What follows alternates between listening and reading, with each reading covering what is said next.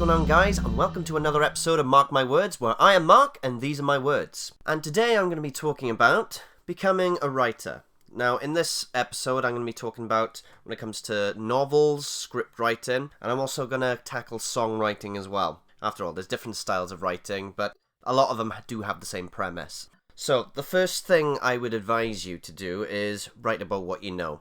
A lot of people, especially the likes of Charles Dickens, etc., they write about stuff they've experienced in their childhood. Like, if you look at David Copperfield, Dickens was made to go into a workhouse just like David Copperfield did in that book. Also, know your format, because each style of writing has a certain structure, so you need to understand that. So if you got like a play or something, you need to put character names down and see who's speaking. Whereas with a novel, you can use more imagery to kind of paint the scene and then start bringing dialogue in. And same thing with film, everything's done through visuals. You need to keep that in mind in order to get the actual message you want across. Also, you need to know your genre and your style. This will help you pitch what you're doing later on, because there's no point in trying to say, well, I've got a story, what's it about? I don't know.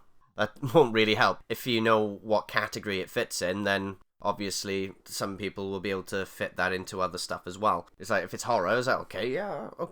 I know what to expect from that. Is it crime? I know what to expect from that. Someone's going to get shot or something like that. Another thing I do want to talk about is who inspires you. Now, your passion for writing has to come from somewhere. Some author that you've been reading about, or even like songwriters. For me, I use a lot of Lennon-McCartney stuff, like a lot of Beatles songs do speak to me, and I like the way they tell a story. And the same thing when I've written scripts and stuff, I take off Harold Pinter. Now, Harold Pinter is very known for his absurdity stuff, so not telling you all the facts and you've got to kind of make things out for yourself. And I really enjoyed that. And he has a lot of simplicity setups as well, because a lot of people have read my scripts and they're, there's not really much there, is it? You either get that, or you get people who get very meticulous and say oh, there's a chair on stage right or upper stage left, that kind of stuff. But I like the simplicity because it gives you more free reign what to do with it. Like, if you just got a story, then you can do whatever you want to it. Because it's open to interpretation, you can have whatever take you want. For me, I like people to take something different from what I do. I don't like to spell things out for my audience. I rather them come to me and tell me that this is what they think it's about. It's like a conspiracy theory, really. It just fascinates the living shit out of you, so it's great. And one thing you will definitely encounter, some people do, some people don't, but for me, I've always come across writer's block. But if you do, the most important thing is don't try to push through it, because that's when you're going to hinder yourself. You'll end up putting half-assed ideas rather than having something that is organic and that can go into your story. So I'd say take a break.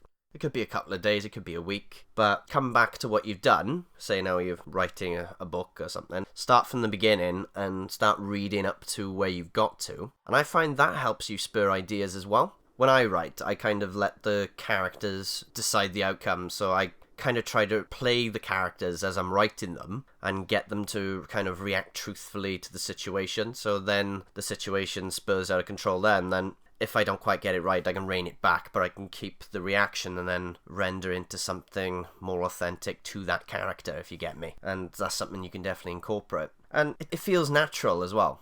So, onto songs. I've been writing songs for about 2 years now, and like I said, I've been on and off, because I don't like to force my creativity.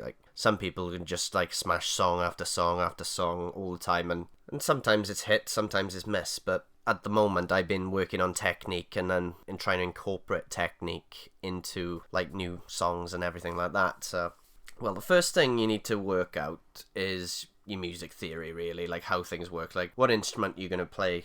Is it going to be a piano? Is it going to be a guitar?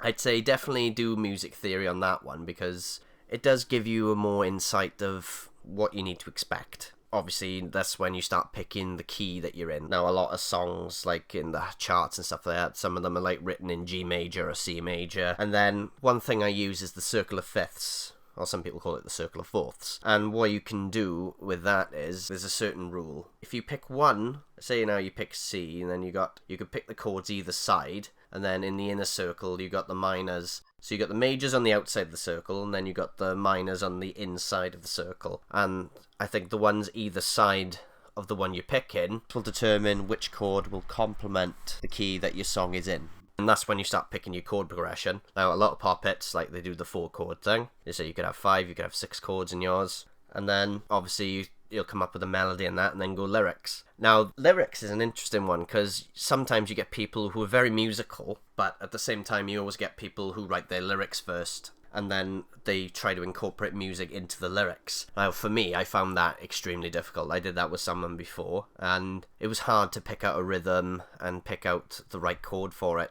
I say, like, when I did my song Stand By Me, because of the rhythm, I managed to do a short and snappy kind of verse. So at least then it was kind of punchy, it kind of grabbed people's attention that way. But I think if I had the lyrics beforehand, I don't think I would have come up with the song that I did. So I always say go for music, get your rhythm, get your melody, and then start putting words to it, because it's a lot easier to play around. You can tweak a melody a lot easier than you can tweak text. That's what I find. Hey, thank you so much for listening in, guys. I'm going to be trying to post new videos every Wednesday, so please stay tuned. And please like, subscribe, share, and also turn on notifications so you don't miss any future content. Thank you, and good day, guys.